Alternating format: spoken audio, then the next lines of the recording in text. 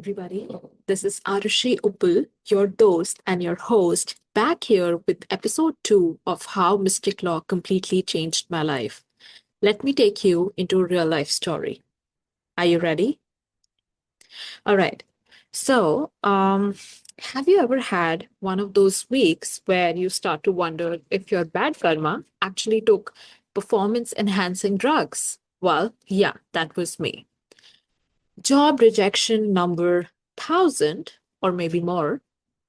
Rent was due, and I was eating instant ramen, not for nostalgia, but because I had exactly $3.12 left that day. Well, to top it off, my ex texted me, "Hope you're healing." Sir, I was actually thriving until that message.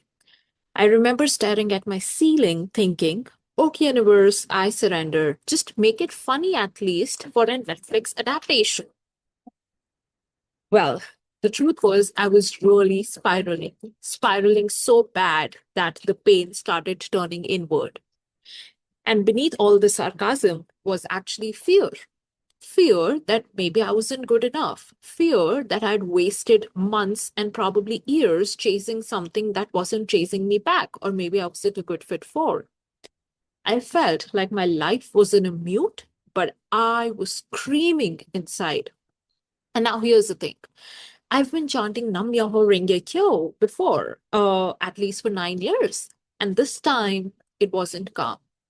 It wasn't graceful. It was me, ugly, crying, knees on the floor, yelling just to, not disturb so borderline yelling because I didn't want to disturb my neighbors. But this time it was like I was really trying hard to squeeze the universe by collar and say, "I will get out of this." And you know what happened? No, you guessed it wrong. I didn't magically get a job offer.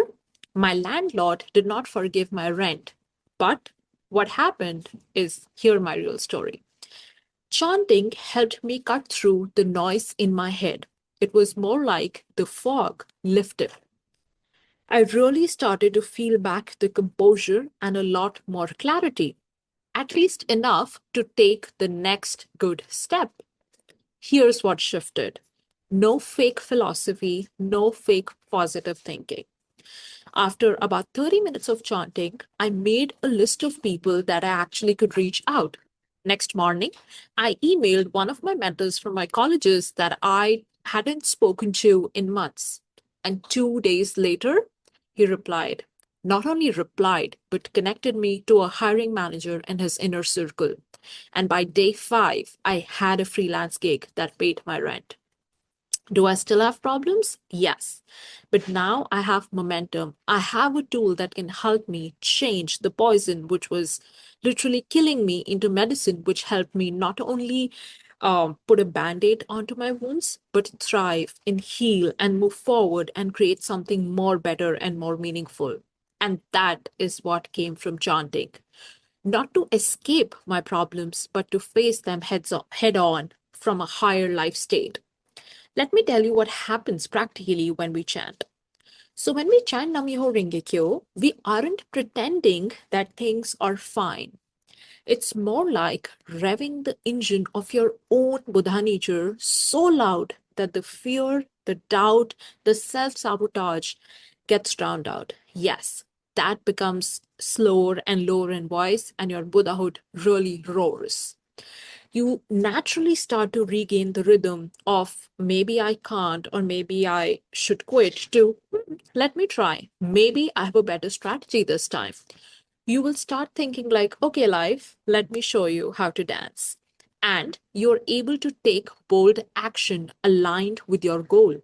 Not because the fear disappears, but because you become bigger than it.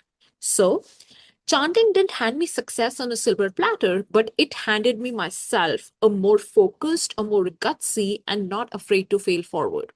And that's how poison turned into medicine, by extracting power from my pain. So if you're stuck, scared, spiraling, please chant like your Wi Fi password depends on it. Loudly, desperately, messily, honestly as you are. You might not hear immediately your answer, or you may, but you will hear yourself again. And that's the start of your most powerful comeback. Would you like to chant with me? Nam Myoho Renge Kyo? Let's go.